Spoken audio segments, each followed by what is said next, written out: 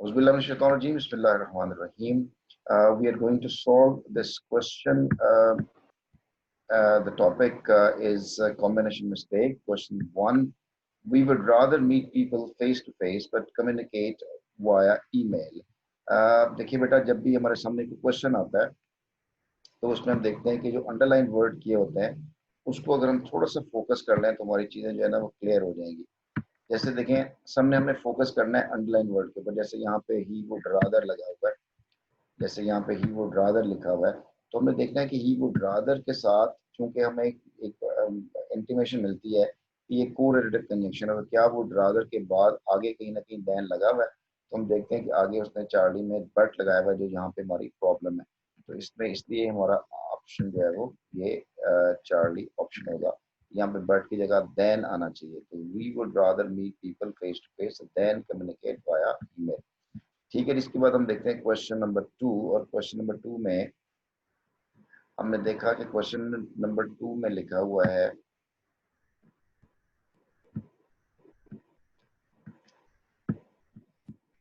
Question number to. बेटा मुझे जरा इसको ये जरा सारी ड्राइंग मिटाने दें। जस्ट वेट अ सेकेंड जी। यहाँ पे लिखा हुआ क्वेश्चन टू में लिखा हुआ है कि patients were released from the house hospital. यहाँ से हमें फौरन समझ में लग जाता है कि यहाँ पे पेशेंट्स वर रिलीज्ड की हम बात नहीं कर रहे हैं। ये जब पेशेंट्स की जब बात करते हैं तो कोलोकेशन होता है। यहाँ पे रिलीज नहीं होगा, यहाँ पे क्या होगा, डिस्चार्ज के मानो में आएगा। Patients were discharge from the hospital, ये फॉर्म ठीक है। बाकी नीडेड बाय अदर पीपल, ये भी ठीक होगा। तुम्हारा ऑप्शन जो है यहाँ पर अल्फा ऑप्शन से होगा, patient were discharge instead of release. और ये मिस्टेक क्या हुई, ये हमारी कोलोकेशन की मिस्टेक्स। क्वेश्चन थ्री में ही said it would be a nonsense for the roof of the main property to be lower than. ये लोअर एडजेक्टिव की सेकंड डिग्री है। जब भी हम किसी दो चीज़ों को कंपैरेटिव एडजेक्टिव यूज करते हैं, लोअर या शॉर्टर या स्मॉलर, और दो चीज़ों का जिक्र भी करें, तो फिर उसके बाद हम आम तौर पर प्रपोजिशन जो कंपैरेटिव वर्ड वो फ्रॉम नहीं आता बल्कि देन आता है। तो property to be lower than the extension roof होना चाहिए। लेकिन इसके अलावा कुछ और वर्ड होते हैं, जैसे डिफरेंट है, डिफरेंट उसके साथ देन नहीं आता, फ्रॉम आता है। इसी तरह रेफर है, उसके साथ टू आता है। ये हम जरी बात एक नई चीज़ है हमारे लिए, तो ये हम पढ़ेंगे एक सब्जेक्ट वर्ब, एक वो जो है एडजेक्टिव एडवर्ब कंफ्यूजन में हम चीज़ को पढ़ेंगे। अच्छा जी, क्वेश्चन फोर में I was given a difficult task, so I was doing much effort.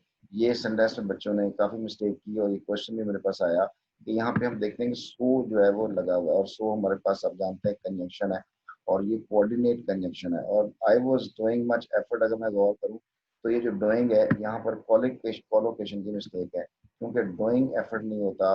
यहाँ पर हम कहते हैं मेकिंग एन एफर्ट होता है, मेक एन एफर्ट होता है। तो he was making much effort, मुझे मच लगा हुआ इसलिए एन ही लगा रहे। तो he was making effort, making an effort. तो यहाँ पे डूइंग जब मेकिंग आना चाहिए था। यहाँ मसला ये है कि सो से पहले कॉमा क्यों नहीं लगा हुआ। तो अगर ये कोऑर्डिनेटिंग कंजंक्शन है तो हम सो से पहले कॉमा हमें जो है वो लगाना चाहिए। लेकिन मैंने आपको पहले जब ये लेक्चर देते हुए कहा था कि कोऑर्डिनेटिंग कंजंक्शन में बाज ग्रामेरियन या कुछ ऐसे जो कुछ राइटर्स हैं वो नहीं भी लगाते, तो it should not be considered a big mistake. लेकिन जब कोई क्लॉज लेंथी क्लॉज हो और अगली क्लॉज भी दो लेंथी क्लॉज हो, तो फिर हम कोऑर्डिनेट कंजंक्शन से पहले कॉमा जो है वो लगा लेते हैं। ठीक है जी। अच्छा जी, चलें। ये मैंने आपको यहाँ से बताया था दो तरह की ग्रामर्स होती है, प्रिस्क्रिप्टिव होती है, डिस्क्रिप्टिव होती है। तो हमें दोनों लेवल के ऊपर चीज़ों को अंडरस्टैंड करना है। ठीक है जी। यहाँ तक बातें होगी। क्वेश्चन फाइव के अंदर having found this new shorter format. अब यहाँ पे कंफ्यूजन है कि शॉर्टर फॉर्मेट होना चाहिए, शॉर्ट फॉर्मेट होना चाहिए था। तो हम बाज का शॉर्टर फॉर्मेट जो है ना वो एक कंपाउंड नाउन के साथ लगा देते हैं, तो it does not become a mistake. लेकिन आगे देखिए, so captivating I set about creating my new film. तो क्रिएट न्यू फिल्म नहीं होता, बल्कि हम इसके लिए अगेन कोलोकेशन इस्तेमाल करते हैं। क्रिएट नहीं होता बल्कि क्या होता है, मेक अ न्यू फिल्म होता है। तो यहाँ पे हमारे पास जो वर्ड है वो जो प्रॉब्लम आती है वो मेक के साथ होनी चाहिए। तो इंस्टेड ऑफ क्रिएटिंग यहाँ वर्ड मेक होना चाहिए था। तो ये डेल्टा में हमारे साथ प्रॉब्लम है। इसके बाद क्वेश्चन नंबर सिक्स है, और ये है बिसाइड्स इज थिन मॉस्टेच। अब देखें बिसाइड दो तरह का होता है, एक बिसाइड्स होता है। तो एक बिसाइड का मतलब होता है साथ। I was standing beside the rostrum, I was standing beside the cupboard, तो वो साथ होता है। लेकिन ये बिसाइड इसका मतलब है अपार्ट के अलावा भी, ठीक है ना, इसके अलावा भी एडिशनल है। इसके अलावा थिन मॉस्टेच के अलावा the young man kept his side bird, तो ये केप्ट हिज साइड बर्ड नहीं होता बल्कि वोर्न होता है, WORE। वियर की सेकंड फॉर्म जो है वो वोर होगी। और ये क्या है, अगेन कोलोकेशन, वोर साइड बर्न्स होता है, वोर साइड बर्न्स होता है, ना कि कैप साइड बर्न्स होता है। हालांकि कल में दिल करता है कि करेंगे जी उसने अच्छी कल में रखी है, लेकिन कोलोकेशन में वोर द साइड बर्न्स होगा तो बीटा प्रॉब्लम होगा। इससे क्वेश्चन 7 में he closed his eyes tightly and longed for death। अब यहाँ पर भी बच्चे कंफ्यूज हुए कि close his eyes tight भी हो सकता है और tightly भी हो सकता है, लेकिन क्लोज एक वर्ब है और वर्ब के बाद हम देखते हैं कि एडवर्ब यूज होता है tightly. And long for death, yet surely. अब इसका मतलब देखें, ये जो येट है ये हमारे सामने क्लियरली एक कोऑर्डिनेटिंग कंजंक्शन बन रहा है और देखें कॉमा भी लगा हुआ है। लेकिन आपने क्वेश्चन करें कि क्या ये वाली क्लॉज जो पहली वाली क्लॉज है और ये दूसरी क्लॉज है, इनके दरमियान मीनिंग्स एडजस्ट हो रहे हैं। उसने कहा कि उसने अपनी आंखें बंद कर ली हैं और ही वुड डेड वर्ड जो फौत हो जाएगा, तो येट तो मतलब है कि कंट्रास्ट से बन रहा है, तो येट यहाँ पे नहीं आना चाहिए। ठीक है, यहाँ पे येट अब नहीं आ सकता। And surely he would dead died sooner और लेटर, एंड भी लग सकता है और फॉर भी लग सकता है, फॉर श्योरली, क्योंकि वो जल्द या देर जो है फौत होने वाला है। तो क्योंकि के साथ वर्ड आएगा यहाँ पे, तो फॉर के साथ जो है ना वो हमारा आंसर जो है वो ठीक होगा। ठीक है जी, चले जी। अस्सलाम वालेकुम सर जी, please mute the mics of all candidates during talk. जी जी बेटा, ये आपने बड़ी अच्छी बात कह दी। I think I did it, if not let me do this. Yes, you were right. There was some distortion, I think, and you rightly pointed out me. ठीक है जी जी, बिल्कुल आप मुझे सही मैसेज कर जी बेटा जी, आपके मुझे मैसेज आ रहे हैं, you are doing wonderful job जी। क्वेश्चन नंबर 8 में the problem is not that they they are cutting down trees. जी बेटा, टाइट आ सकता है, जी बेटा टाइट आ सकता है, बिल्कुल आ सकता है। वो फिर इनफॉर्मल फॉर्मल का भी जो है ना वो चीज बन जाएगी। तो लेकिन जब उससे बड़ी कोलोकेशन की मिस्टेक आई है तो वो हम उसको ज्यादा जो है ना, ये जो कॉम्बिनेशन मिस्टेक्स में जेड तो आएगा ही नहीं, फॉर आना चाहिए था, वो मीनिंग ही नहीं बन रहा है। अच्छा आपने ना सेंटेंस ये जो हमारे पास इसको स्पॉट द एरर का जो क्वेश्चन है या यूसेज जो क्वेश्चन है, इसके लेयर्स बनाने हैं। लेयर्स बनाने में मतलब ये है कि आपने अंडरलाइन वर्ड को देखना है कि सबसे बड़ी ब्लंडर कहाँ पे है, बिग मिस्टेक कहाँ पे है। ठीक है, जहाँ पे बड़ी मिस्टेक होगी उसको आपने कैटेगराइज करना है। क्या वो मिस्टेक ग्रामेटिकल की है? ग्रामेटिकल में दो तरह की मिस्टेक्स होती हैं, फिक्स मिस्टेक्स होती हैं और कंटेक्चुअल होती हैं। हाँ जी बेटा, पैरल स्ट्रक्चर में तो बिल्कुल टाइट आ सकता है, बिल्कुल आपकी बात ठीक है कि parallel tight and long for. नहीं बेटा, पैरल स्ट्रक्चर के अंदर लॉन्ग ये टाइटली एडवर्ब है, तो एडवर्ब तो उसने आगे दिया ही नहीं ना हुआ, इसलिए तो पैरल स्ट्रक्चर बनता ही नहीं है यहाँ पे, ये कोई नहीं बनेगा। He closes eyes tight and long for, बस he closes eyes and long for, ये दो वर्ब इकट्ठे आए हैं, एडवर्ब उसने मेंशन नहीं किया आगे। तो आप देखते हैं कि आपकी कहीं को बहुत बड़ी मिस्टेक कौन सी, सब्जेक्ट वर्ब एग्रीमेंट की बहुत बड़ी मिस्टेक होती है, एडजेक्टिव एडवर्ब की मिस्टेक होती है, कंजंक्शन की मिस्टेक होती है, तो कंजंक्शन की मिस्टेक है। तो आपको मैं फिर थोड़ा सा बता दूं कि जब आपने स्पॉट द एरर में जाना तो बेटा जी सिर्फ 5 मिस्टेक्स होती हैं, 5 to 6 मिस्टेक, कि सब्जेक्ट और वर्ब के दरमियान ऑर्डर है कि नहीं है, तरतीब है कि नहीं, बातें दोनों सही हैं, एडजेक्टिव एडवर्ब कंफ्यूजन होगा, प्रेपोजिशन मिस्टेक होगी, कंजंक्शन मिस्टेक होगी, डिक्शन की मिस्टेक होगी, दैट इज ऑल। इतनी मिस्टेक्स होती है। मैं आपको ये जरिए जब मैं मजीद आगे चलेंगे तो मैं आपको ये चीज़ें स्लाइड के ऊपर समझाऊंगा भी कितनी मिस्टेक्स आनी है। तो अब तो ये का पता चल रहा है ना कंजंक्शन की मिस्टेक है, लेकिन जब आपको पेपर के अंदर तो नहीं होगा कि ये कंजंक्शन की मिस्टेक है, एग्रीमेंट मिस्टेक है, वो तो आपको खुद ही जज करना होगा। उस वक्त आपने क्या टेक्निक यूज करनी है, आने वाले लेक्चर्स के अंदर जरिए बात आपको टेक्निक भी सिखाऊंगा। The problem is not that they are cutting down trees so that, again देखिए हम देखें यहाँ पे आपको सो की मिस्टेक नजर आ रही है, क्योंकि दोनों क्लॉजेस के दरमियान कंजंक्शन सो नहीं बन रहा। सो का मतलब तो होता है रीजन बताता है कि लिहाजा ऐसे हुआ, तो यहाँ पे सो नहीं आएगा, यहाँ पे आएगा the problem is not that they are cutting down trees but they are doing it in a predatory way, तो बट आएगा सो की जगह के ऊपर। ठीक है मेरे बच्चों जी, यहाँ तक बात क्लियर हो रही है। चलें जी, अब हम चलते हैं अगली स्लाइड के ऊपर, और हमारे ये नेक्स्ट स्लाइड है हमारे पास।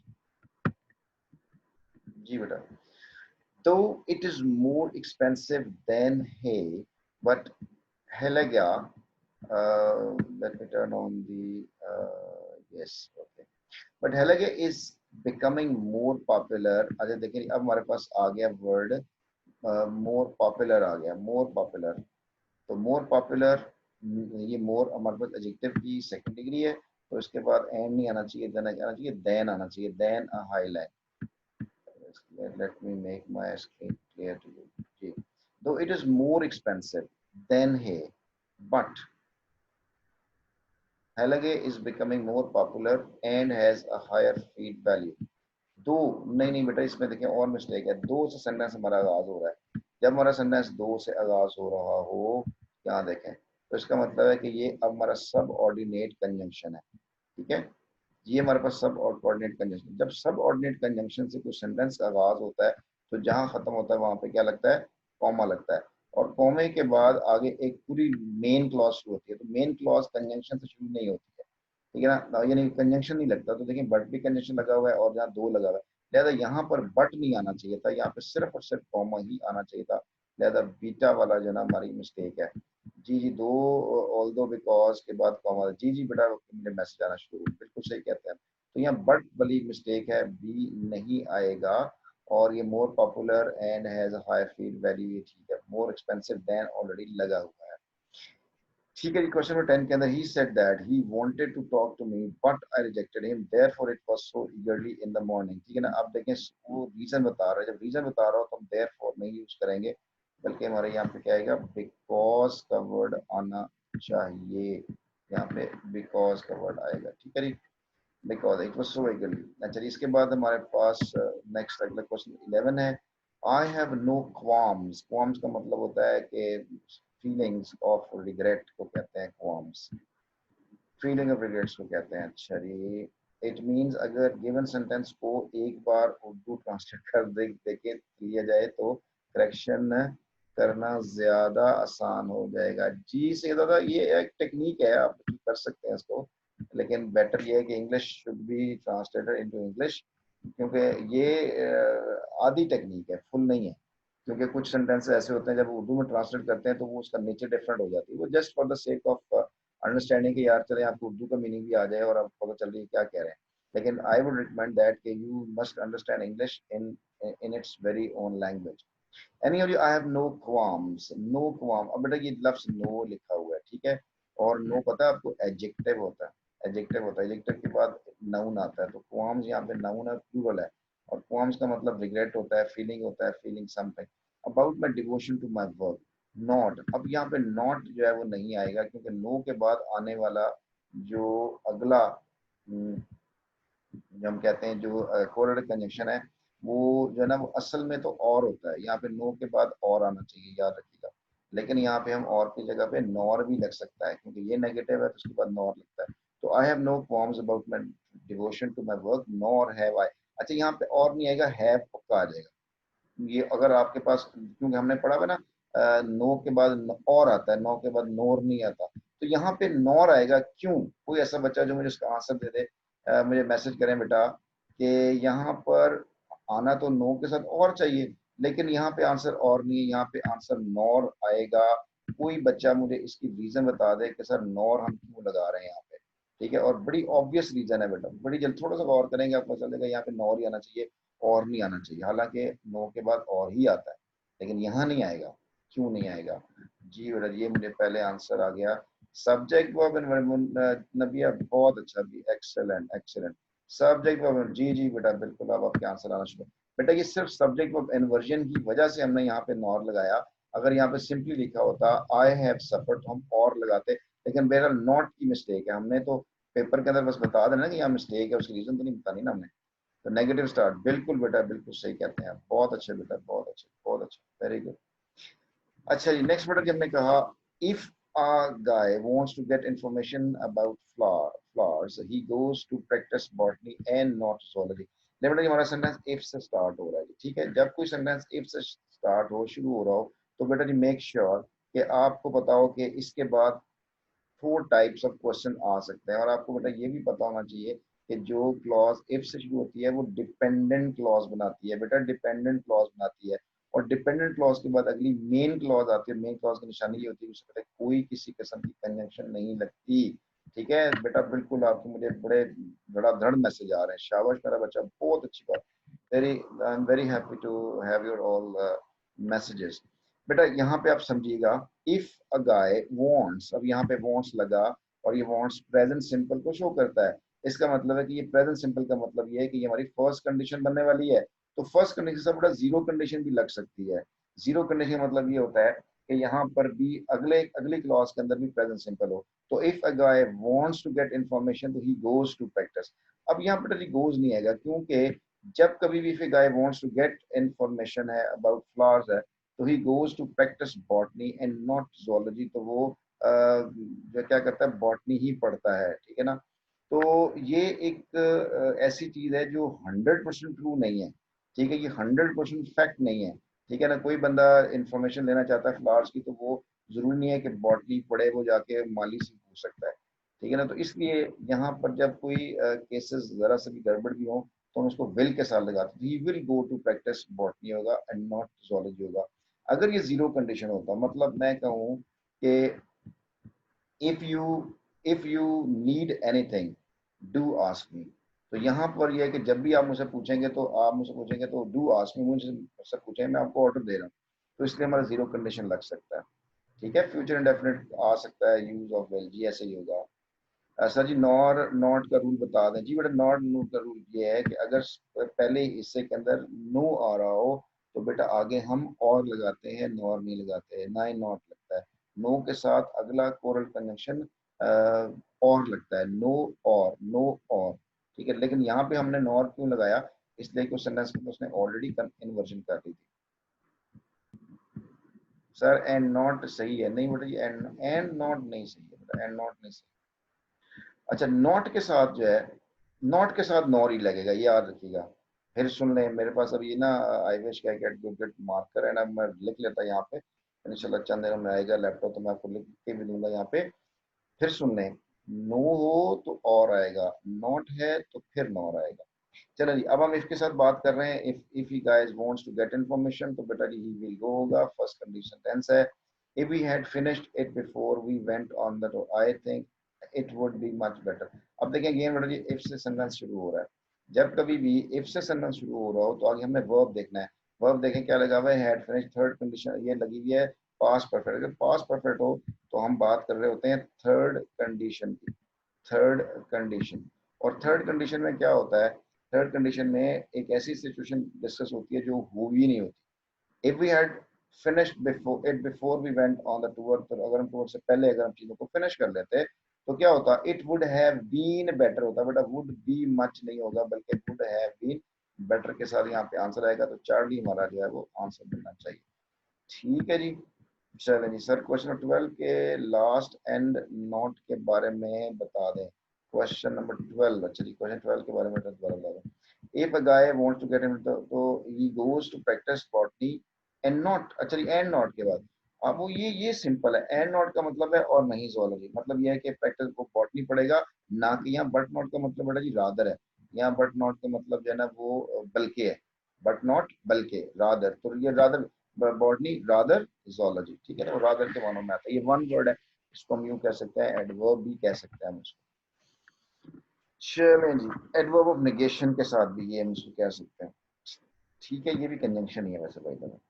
चलें जी, ये भी बात होगी। चलें आगे देखते हैं। सर 13 की मिस्टेक क्या है, तो 13 की मिस्टेक मतलब मैं बता दी, वुड हैव बीन रादर के साथ आएगा, नेट डिस्कंटिन्यू। ठीक है, यहाँ बेटा जी ये would not, I think it would have been आएगा यहाँ पे बजाय वुड बी के, ये थर्ड कंडीशन है। क्वेश्चन नंबर 14 में after she had learned how to drive Alice had left. बेटा इसके एक रीजन तो ये है कि एक सेंटेंस के अंदर हैड और दूसरे में हैड, पास्ट परफेक्ट, दो पास्ट परफेक्ट एक सेंटेंस में नहीं आते। और ये कॉम्बिनेशन ऑफ टेंसेस में पढ़ा था, कॉम्बिनेशन टेंसेस में ये पढ़ा था कि अगर दो चीजें पास्ट में हुई हो तो एक उससे पहले होती है और एक उसके बाद में होती है। तो एक पास्ट परफेक्ट में जाएगा, एक पास्ट सिंपल में जाएगा। तो जो एक्शन पहले वो पास्ट परफेक्ट में जाएगा। तो after she had learned how to drive Alice left more felt more independent. उसने पहले क्या सीखा, उसने ड्राइविंग सीखी, इसलिए यहाँ पे हैड तो लर्न तो आएगा। ये बात तो बिल्कुल ठीक है, लेकिन यहाँ पर यहाँ पे हेड लिफ्ट नहीं होना चाहिए, बल्कि यहाँ पर क्या आना चाहिए, सिंपली फेल्ट आना चाहिए। तो डेल्टा ऑप्शन हमारा जो है वो करेक्ट है, इसमें मिस्टेक है, डेल्टा में मिस्टेक।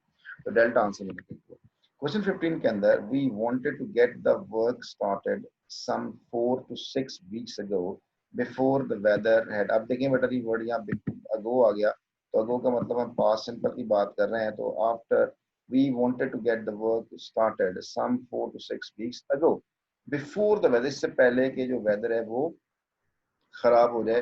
तो हो, ये हेड टर्न का मतलब खराब हो चुका था, नहीं हो चुका, नहीं खराब हो जाए, इसलिए हम हेड टर्न नहीं लगाएंगे, सिंपली जो है वो टर्न लगाएंगे। इसलिए हमारा ऑप्शन जो है वो डेल्टा में मिस्टेक होता है, ये हमारा आंसर होगा। ठीक है बेटा जी, हमने ये 15 क्वेश्चंस कर लिए हैं। तो इसमें बेटा जी किसी बच्चे को क्वेश्चन है तो बेटा जी पूछ सकता है। जी बेटा जी, बिस्मिल्लाहिर्रहमानिर्रहीम। हम चल रहे हैं क्वेश्चन नंबर 16 की तरफ। You pay bye hour, you pay by the hour, so you can play as many frames as you like until your time runs out. अच्छा बेटा, यहाँ पे अब until सब में until ही लिखा हुआ है। until भी हमारा सब ऑर्डिनेट कंजंक्शन है, और ये सब ऑर्डिनेट कंजंक्शन until रन इसको नेगेटिव नहीं लगता, लेकिन until का मतलब है जब तक के टाइम है आपके पास, until टाइम को रेफर करता है। ठीक है, अनलेस बेटा कंडीशन को शो करता है, एज इफ, अनलेस का मतलब होता है एज इफ या एक्सेप्ट या जो आप चाहें। ठीक है ना, तो यहाँ पे अनटिल की तो कोई मिस्टेक नहीं है। मिस्टेक कहाँ पे, you pay by the hour so you can play as many frames as you like. तो देखें जी, सो में सबके साथ आया हुआ है, लेकिन सो यू कैन एज भी, एज मेनी फ्रेम्स भी लगा हुआ है। तो मिस्टेक यहाँ पे बनती है until your frames runs out, will run out, और यहाँ रन आउट लिखा हुआ है, रन आउट तो नहीं होगा, और डेल्टा में लिखा हुआ है until your time would run out, ये नहीं होगा। तो हम आम तौर पर अनटिल अनलेस के साथ जो है ना वो प्रेजेंट सिंपल यूज करते हैं। तो you pay by the hours, तो हम यहाँ पे क्या करेंगे, टाइम रन्स आउट के साथ होगा। एल्फा ऑप्शन हमारा करेक्ट होगा, एल्फा ऑप्शन बेटा जी करेक्ट होगा हमारे पास। ठीक है जी, चलो जी, ये मेरे पास अब आपको ये पॉइंटर सही नजर आ रहा होगा कि मैं कहाँ का मूव कर रहा हूँ। क्वेश्चन 17 के अंदर, they used a parking space. बेटा इसका आपको आंसर क्लियर हुआ, ये हमारा आंसर इसका अल्फा आंसर था। अल्फा ये लिखेगा नहीं, लेकिन ये अल्फा के ऊपर मेरी नजर है। क्वेश्चन 17 के अंदर, they used a parking space between the cottage and and, देखा ना मुंह से निकला खुद ब खुद के बिटवीन के बाद एंड आना चाहिए था। ठीक है, तो और तो वैसे गलत हो गया। अब जब सही करेक्शन है इंग्लिश बोल रहे होते ना, तो आपके मुंह से निकल रहेगा बिटवीन के बाद तो एंड आना चाहिए, तो आर लिखा हुआ गलत हो गया। और आप देखते जाए नीचे चेक करते जाए, एंड अलोंग और एट, आपको फौरन पता चलेगा यार एंड सही है बाकी गलत है, तो बीटा ऑप्शन करेक्ट हो गया। तो this is how you can get the answer very quickly. इसके बाद क्वेश्चन 18 में देखें, अगर आपको रूल्स था ना, ये देखिए बिटवीन और एंड का रूल आता था, देखिए कितनी तेजी से आपने उसको जो है ना सॉल्व कर लिया। लेकिन इसके बाद भी आपने काउंटर चेक करना है कि बाकी कोई और मिस्टेक ना हो रही हो, वो भी आपने चेक करनी है। अच्छा सर, योर के बाद रन्स नहीं आता, योर के बाद रन्स, ये वाली कौन सी बात, योर टाइम्स, नहीं बेटा योर, ये योर के बाद रन नहीं आएगा, रन्स आएगा। बात टाइम की हो रही है बेटे। 16 फिर बता दें, लिमिट जी 16 में फिर बता रहा हूँ। 16 में बड़ी मैंने बताया कि ये अनटिल है, अनटिल योर टाइम, जब तक कि तुम्हारा टाइम खत्म ना हो जाए। बात हो रही है टाइम की, तो हम टाइम के साथ जो है वो लगाते हैं, रन्स लगाते हैं बेटा, रन्स आएगा, रन नहीं आएगा। ठीक है, चले नहीं बेटा जी, इसके बाद हम जो है वो क्या करना चाह रहे हैं, हम करना चाह रहे हैं ये वाला question number 17। The used a parking space between के साथ, बेटा ये रूल क्लियर हो गया, बिटवीन के साथ एंड आता तो ये बीटा ठीक है। 18 के अंदर, फ्रॉम नाउ ऑन टू, अच्छा फ्रॉम नाउ के साथ अब क्या आता है, नाउ ऑनवर्ड होता है। अब देखिए ऑनवर्ड कहाँ लिखा हुआ है, ऑनवर्ड कहीं लिखा हुआ है, फिर फ्रॉम टिल होता है, नाउ टिल होता है। तो देखिए बेटा टिल जो है ना वो बीटा में लिखा हुआ, तो बीटा ही हमारा आंसर है। तो इतनी तेजी से आप इनको क्वेश्चन को सॉल्व कर सकते हैं, वेरी सिंपल। क्वेश्चन नंबर 19 में, this year the weather was quite favourable for crops and the farms got a lot of profit. हाँ जी, गॉट लॉट ऑफ प्रॉफिट होता है, टुक अ प्रॉफिट होता है, मेड या did a lot of profit.